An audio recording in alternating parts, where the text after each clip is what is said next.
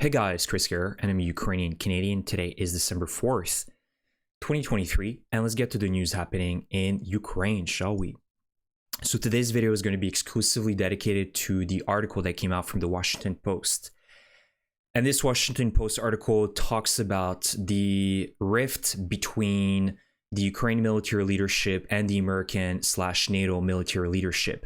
Especially around the topic of the Ukrainian counteroffensive, which obviously did not succeed for many different factors. And this article presents some of these conflicts that have been ongoing between both leaderships. So I just took a small screenshot of the article because it's quite dense. So I'm just going to read out some important paragraphs, some important points, and then we're going to talk a little bit about it.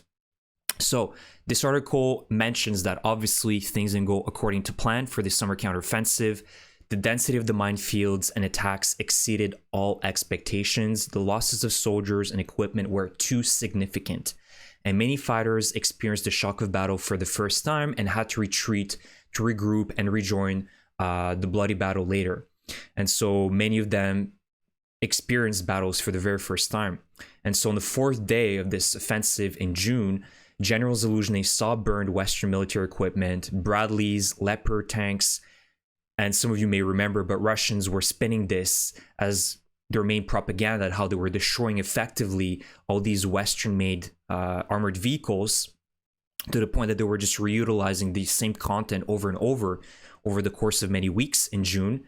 And Zaluzhnyi ordered then his troops to suspend the attack. Clearly, this wasn't working out. And so instead of attempting to break through the Russian defenses with a large-scale mechanized attack backed by artillery fire, as his American counterparts had advised, Zaluzhnyi decided that Ukrainian soldiers would go on foot in small groups of 10, a process that would save equipment and lives, but would be much slower. And so this is where the rift started, is that the Americans felt like months of planning was just thrown away on that fourth day. And all this planning to reach the Zovsi within 2 to 3 months, they feel like was just thrown away by Zaluzhnyi. Now, you guys can let me know in the comments what you think. Was this the right decision by Zaluzhnyi? Was it the wrong decision? My personal opinion, that is my personal opinion, is that I support his decision. And why? I think mainly is because Ukraine did not receive the weapons they needed to conduct this type of offensive that was desired from the West, from NATO and the United States. Ukraine did not enjoy air superiority. Ukraine did not have long-range missiles to be able to surprise the Russians. You guys remember I talked about it a few days ago, that Atakam's missile attack in Luhansk and in Zaporizhia, which destroyed close to 20 and damaged 20 helicopters and jet fighters in these two airfields. Imagine if Ukraine would have received them in the spring of 2023, would have been able to hit Russian airfields, Russian bases deep in occupied territories and surprise the Russians and destroy effectively all their air superiority in the south. That would have been a big game changer, in my opinion. Ukraine did not enjoy that in the first few months of their counteroffensive. But all that to say as well that this is not just all on the Americans or on NATO. I think there's a lot of blame also to be put on Ukraine itself. I think evidently, as it's mentioned in this article, Ukraine simply underestimated the Russian defenses and also Russia's tolerance for massive casualties. I think that a lot of the military commanders, including Zaluzhnyi, believed that there would be such a point that they would exhaust the Russians after months of fighting in the south, and that simply did not happen. And they should have known better, because in Bakhmut was one of the best examples. The Russians were enjoying, small gains at massive costs of casualties, and despite all of that, they continued on and they pushed. And yes, they lost a lot of men, but eventually they took Bakhmut. And I think that there should have been an understanding at that point that Russia was completely fine with any type of losses, especially if you're in the defensive. There's less pressure on you if you're on the defensive end. So there was a clear underestimation in that regard. And also there was a false image that Ukraine could get it done within a few months, right? and no matter what type of help Ukraine would have received, they would be able to break through, right? And I think part of it was also based on the brilliant counteroffensives that Ukraine conducted in 2022 in Kherson, Kharkiv, northern Ukraine, which created this false image that Ukraine can get it done no matter what type of help they get. But at the same time, to be fair with Zaluzhnyi, he did ask for far more equipment, and he said that we need far more to be able to regain all of our territory, which clearly they did not receive. Additionally, Ukraine did not build its own supply of weapons. I believe that as of day one of this massive scale war, Ukraine should have started building more factories and really supplying itself, counting on itself first. As I said in my previous video, you never know what can happen tomorrow. The allies, you know, they're not going to be 100% on Ukraine, and it's never guaranteed. Tomorrow, the United States or Germany or France or other partners can just say, we're not helping Ukraine anymore. Look what happened with Slovakia, with other countries that just re-elected or elected governments that no longer are aligned with Ukraine.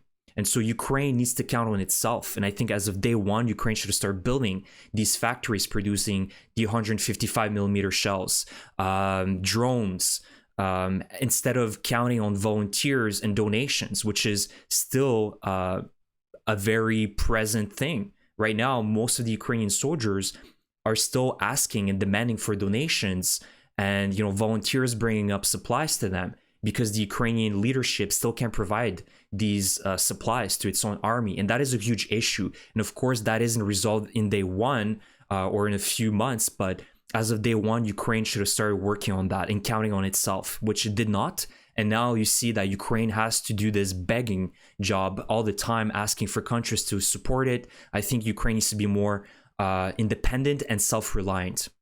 And so hopefully in the next few months, Ukraine can start, you know, really picking up the slack and building these, whether it be big factories, small factories, but its own military industrial complex. So it no longer has to ask for help. And evidently, the last point is, as I've said previously, the Allies simply did not provide the weapons necessary to conduct their desired offensive, right? So there's a lot of factors, and I believe that both sides have a lot to blame for. And it's not just NATO or the United States. And I think that putting that all aside, without the American assistance, without NATO assistance, we wouldn't be talking about Ukraine doing a counteroffensive. And Ukraine would be in a far more worse position right now, right? We wouldn't be talking about the current front line. I think the front line will look a lot different and probably in Russia's advantage. Now, this article continues, and there's one other point I want to cover. And some Ukrainian soldiers were saying that they believe the American instructors did not understand the scale of the conflict with a more powerful enemy. And that's fair enough. You know, the Americans, for the last few decades, were fighting mostly against insurgencies, right? Which is a completely different type of foe.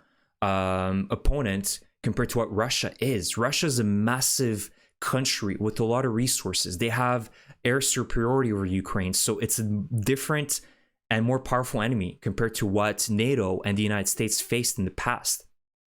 And when the last time the United States faced a large army similar to Russia's, the Iraqi army, they enjoyed air superiority and they enjoyed a massive amount of airstrikes, bomb strikes, missile strikes over the course of a month to be able to destroy the Iraqi army and their capacity to defend their skies and defend, you know, their infantry, which clearly Ukraine, it doesn't have the same luxury. So I think there is some truth behind the fact that there was a lack of understanding of what type of enemy Ukraine is facing.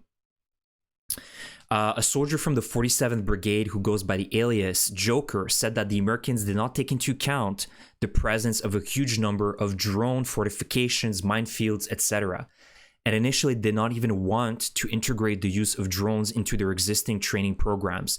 I found that to be very odd because I think that the Americans are some of the first pioneers of drone warfare, and clearly even before this summer counteroffensive, we saw the utilization of drones was already at a very, very high number. So I'm surprised that they did not initially even want to integrate the usage of drones into the training. And he said that unfortunately, the Ukrainians had to kind of ditch the American/NATO tactics and improve them themselves and adapt themselves based on the reality of the war. So all in all, this is a reality check for all of us. Evidently, we all know that the summer counteroffensive did not bring the type of success that we were expecting, but that's okay, because that's where war is. War is dynamic and nothing ever goes according to plan, especially in war. And as we've seen, Russia can readjust, they can adapt as well, because they have such a huge amount of resources to be able to do that. And they have a lot of partners. The big elephant in the room right now is China. China can pretend all they want that they want peace, proposing their peace plans, but we saw that they're now selling drones to Russia. They're selling their 4x4 ATVs to Russia. All this sort of non-military aid that is essential for the Russian army to continue its war efforts. So Russia also is backed by very big allies of its own. North Korea, Iran, China, some very big players. And what is important now is to learn from mistakes, from miscalculations. And I think we need to stop pointing fingers and collaborating more and learning from the mistakes. What can we do to improve the situation for the next few months? So this is my question to you guys. What are some key takeaways and improvements that Ukraine/NATO, the United States, need to make for the upcoming months? And I'm really eager to hear that, because I will be taking some of these ideas and perhaps also analyzing for future videos to see what Ukraine can do better to be able to shift the momentum in the next few months and, see some success. But either way, I really feel like Ukraine has succeeded. They've managed to hold the country, to preserve its democracy, preserve the majority of its territory. That is a really huge win. We came so far away from a 3-day to 1-week war, special military operation, to now the Ukrainians holding the line and being able to defend themselves and also conduct offensives. Let's not forget how far the Ukrainian army came from to this current situation that we're facing now. So there's a lot to be proud of, but there's also a lot to work on. And I think that it's always important to take takeaways from this situation and improve. And so let me know, guys, in the comment section what you think. Some improvements that can be made for the next few months. And I will see you guys in the next one. Thank you, and Slava Ukraini!